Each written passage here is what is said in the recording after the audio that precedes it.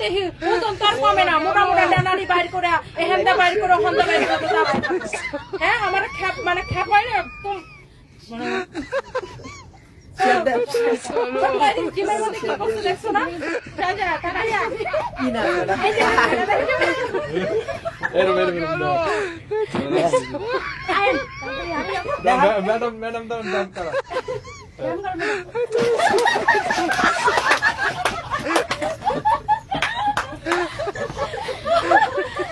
Viral ভাই, এটা viral.